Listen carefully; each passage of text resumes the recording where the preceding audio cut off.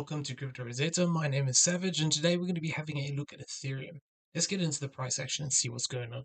So yesterday we talked about a couple of options here. I'm still open to the potential of actually forming a bigger flat correction here. This is one of the interpretations we were talking about. Looking at this potentially as an A from further back here, looking for this as a B, and then looking for that potential of a C wave. So that 1-to-1 would still look to be down towards a zone of the 1675. The way that I would be looking at this is that potentially we're looking at this as a wave 1 and then looking for this to be a wave 2. The problem that we have here currently is the structure is looking like it potentially is turning into a triangle.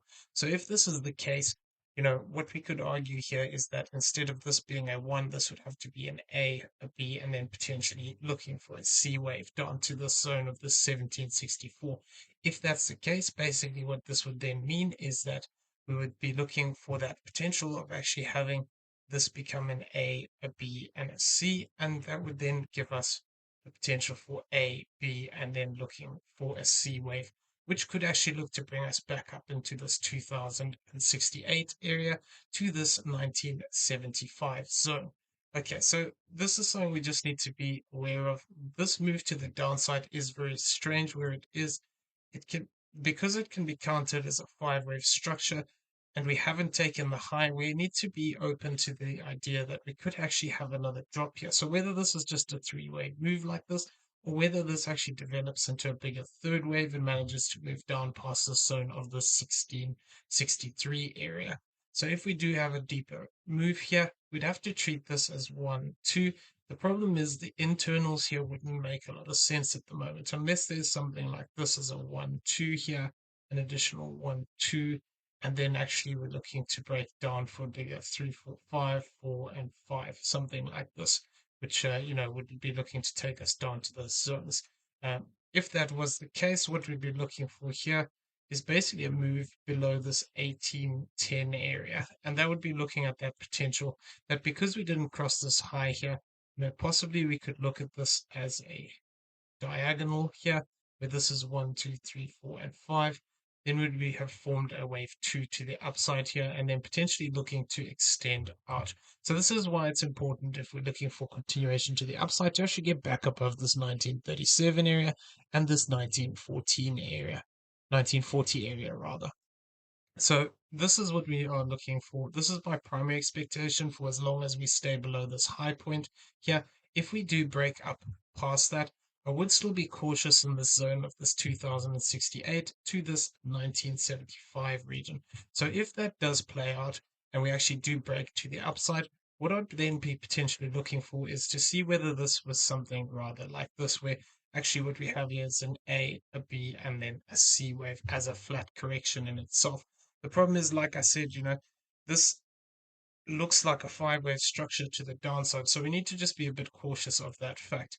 If, however, we do continue to push up here, what I would be looking out for is potential rejection in this zone of this 2052 to this 1985 region. It is possible, however, that we could see this move break down from this point. So we need to just be cautious. There's a couple of ways of counting this move down currently. And what I want to see is, that evidence to support the count. So if this was the case, what we'd be looking for here is potentially another move to the upside, and we'd be looking for this to be as a 5-wave move. So currently the structure wouldn't make a lot of sense. We'd have to say this is a 1, 2 here, potentially setting up another 1, 2, 3, 4, 5, 4, and then 5. Something like this would be what we'd want to see play out to the upside. The problem is the internal waves here are looking very corrective. So this idea of a triangle here is still open in my opinion. Need to just be aware of that. If this is a triangle, what we'd be looking for here is basically something like this. So this would be our A wave, B wave, C wave. Now it's potentially possible that we are still within the D wave and would get an E wave, something like this. However, it is also possible we could argue that potentially this D wave is here, this E wave is here, in which case we should start to break down. So invalidation of that would come by crossing back above this 1923 area. So if we now start to form 5-wave structure to the downside, something like this, 1, 2, 3, 4, and 5. What I'd be looking out for is basically looking to come back up and potentially, retest that 50% to that 786, maybe even the underside of this move, and then look for further rejection to the downside. So that's what we need to be cautious of with the current structure here. The problem is it is looking very corrective to the upside at the moment, so we need to just be a little bit patient. If this is a bigger triangle, basically what I'd be looking for is potentially coming back into this 1890 area, and that could be, like I said, that D wave being formed, where this is basically A, B, C, looking for D, and then E to the upside. If that is the case, what we would then be looking for upon completion of A, B, and C would be looking for a three-wave move back up into this trend line and looking for that potential to actually break down from there. Now, with triangles, this E wave doesn't have to meet this trend line, so we'd have to be looking out for, a smaller move as well, potentially, which could actually look to break down earlier, or alternatively, we could see a break of this momentarily and then looking for that break to the downside. So that's what we'd want to see if this is in fact a triangle in this position. And like I said, if it is a triangle, what that would potentially mean then is that this move here could be looking for that bigger flat correction that we were talking about in the previous video. So I haven't written this off. A potential move down to this 1763 area is still a possibility because of the fact we have what looks to be a five-wave structure here. I'm looking out for that potential that if this is an E wave, sorry, a triangle here, and we've already completed the E wave, we would get that direct sell-off down to this zone.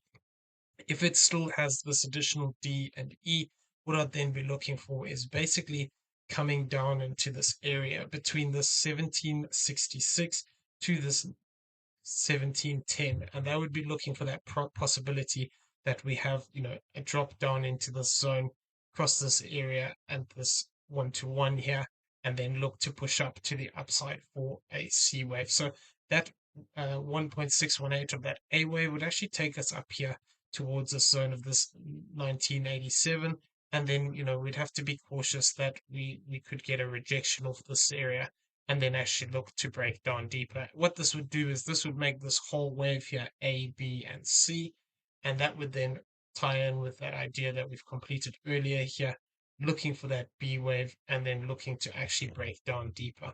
So once again, as we talked about in previous videos, those key support zones are going to be here down between this 1805. So technically speaking, we've come down into that minimum zone. The lower range here is this 1506. So primarily, this is what I'm still looking out for. Because of the fact that BTC is looking like it does also potentially have another drop. We did talk about that possibility of that more bullish count, where we were looking at this as, potentially a diagonal, an expanding diagonal here. And we have managed to maintain this support zone here. But what we'd want to see is, if this is the case, we'd have to count this as either ABC into this move here, where this is a W, this is an X, this is a zigzag for an A, flat for a B, and then basically the Y wave would have been a bigger flat correction. If this is the case, what we could then be looking for is this move to start to break up to the upside here. So this is something we need to be aware of for as long as we actually stay above this high of the 1785, is that we could potentially see a breakout. But the current structure is not giving me a lot of confidence, particularly with the idea of having this as a triangle in the middle here. But what I want to see is, if I'm wrong and it's not a triangle and it fails to develop that additional D wave here and E wave, or if this wasn't D and E already, what I'd want to see is whether we actually get a move down towards this zone here of this one-to-one, which would be this 1858, where this becomes A, B, and then we get a C wave down here. In which case, what we could then, look for is that potentially within here, we have a 1, this would become a 2, and then basically would need to look for a bigger push to the upside towards this the zone of this 2143.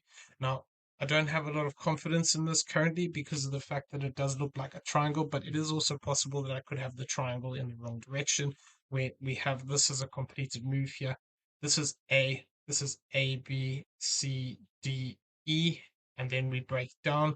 So we need to just give this a bit of space and see what happens. If we do break down, and we manage to maintain the support zone here of this 1862 to this 1818 area, potentially we can look for that breakout to the upside. But if we lose the zone of the 1785, this would invalidate that potential of having, this move play out as a bigger five-way structure here.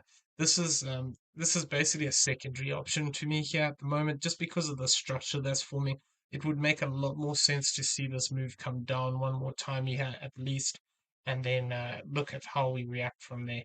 If we get a move down in three waves and we develop a five-wave move back up, which takes these highs, I will be looking for that potential of a expanding flat in this area as a B wave, which could mean that, we've got another leg to the downside after this completes to the upside.